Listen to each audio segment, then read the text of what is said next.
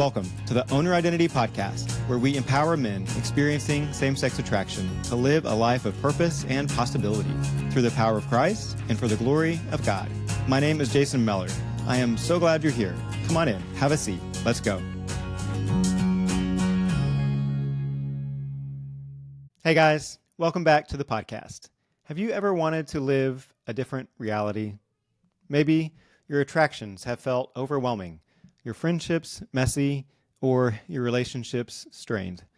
You may have asked, is this really my life? I didn't sign up for this. That place is so uncomfortable. I've been there. And when I've thought about changing it, I've gotten discouraged. It felt like a ship that would take way too much effort to shift. That is where fantasy stepped in.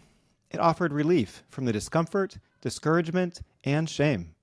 I got to live the life of men in the porn that I watched, the couples on social media, and an ideal life the way things should be. Fantasy pulled me out of reality. But there's a better way. And today we're going to talk about letting go of passivity and fantasy and stepping into vision. Because while fantasy offers relief, vision offers transformation. So why do we gravitate toward fantasy? Because it's easy. It's immediate. It's controlled. It gives us relief from pressure, uncertainty, loneliness, or feeling powerless. The problem is that nothing in our life actually changes. Fantasy is a pause button. It feels good, but it's temporary. Here's an example for me of where choosing vision instead of fantasy made a huge impact on my life. When my wife has approached me with a list of grievances or overwhelm, I used to say to myself, I don't deserve this. Life should be easier. I should always be appreciated. That was the perfect excuse to look at porn or fantasize about how life should be. But if I continued on that path, I felt certain that once we became empty nesters, we would look at each other with disinterest. Getting vision changed that for me. I decided a good enough marriage was not an option. I got coaching on how to step it up as a husband and ensure my wife felt comfortable approaching me in any way without worrying I was going to take it personally or want to escape. I got clear on what I wanted my marriage to look like, focusing on the things I could control. I imagined it in vivid detail. I felt the feelings I would feel with a thriving marriage, and I decided to show up with those good feelings in my marriage now. No matter the emotional state of my home, no matter what mood my wife was in, I chose to see her as her best self. I married her to know her more. So every interaction, no matter how uncomfortable it was an opportunity for me to do that. Through vision, I can use my imagination to positively impact reality rather than use it as fuel for fantasy. And what do I mean by vision? Vision, it's not daydreaming. Vision is a picture of the future that reshapes how you live today. It's rooted in your identity, your values, and the kind of man you want to become. It doesn't have to be detailed. You don't need a full blueprint. You just need clarity about your direction. The Bible says in Proverbs 29:18, where there is no vision, the people cast off restraint. When you have vision, it's like you get a new compass for life. You start walking differently. So let's break it down. Vision gives direction. Instead of reacting to temptation, you move towards something. You start living like a man with purpose, not like a man controlled by impulses. Vision clarifies choices.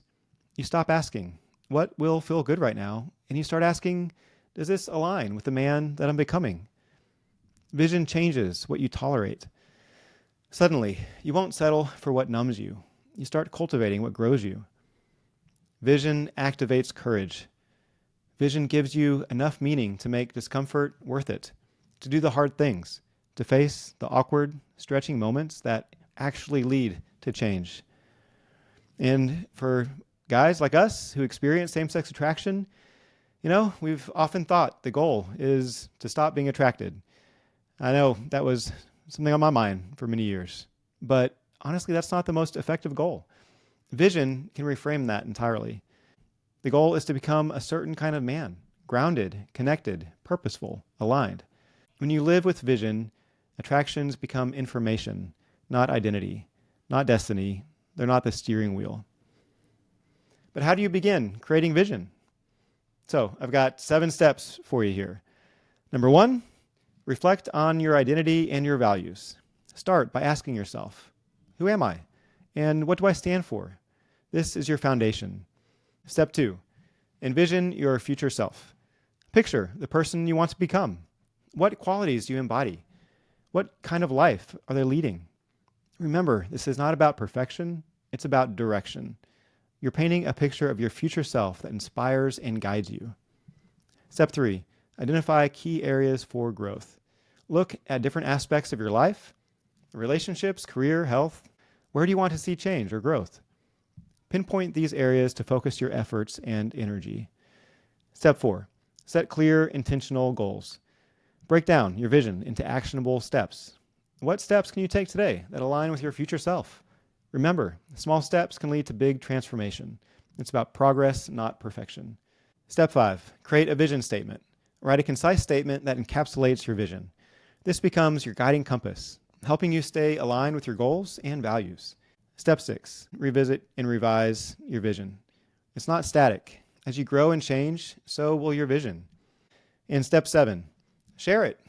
Share your vision with people that care about you, people that are going to cheer you on. Because when it just stays in our head, it's not nearly as impactful. When we voice it, when we write it down, when we give it to somebody else, they can hold us accountable and they can rejoice with you as you take aligned action. So I want to assure you, vision is a process. It's not pressure. God partners with us in the shaping. You don't need a perfect plan. You just need a direction and the willingness to take one step at a time. So remember, fantasy is escape. Vision is transformation. This week, choose one small action that belongs to your vision, not your fantasies. One move that pulls your life forward. You'll be surprised how much your reality begins to shift. Not because your circumstances change, but because you do. And finally, I want you to know that you are not defined by the fantasies that you have entertained. You are defined by the one who calls you his, and his vision for your life is beyond what you can imagine. You've got this because God's got you. I'll talk with you soon. Hey guys, if you want to develop a vision that will move you forward and get the tools to live it out, I'd love to work with you. Book a free coaching call at ownyouridentitynow.com/discovery. Take care.